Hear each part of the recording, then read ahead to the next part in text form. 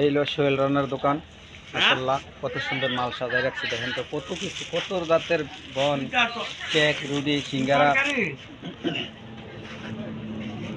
রাতের বিভিন্ন জাতের প্যাকেট বিস্কিট।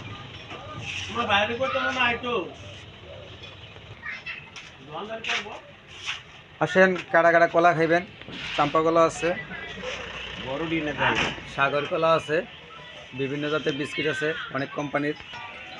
এই যে কি সুন্দর চা, গ্যাসের চুলায় চা বিক্রি করতেছে, দুধ, সর, সেই সর,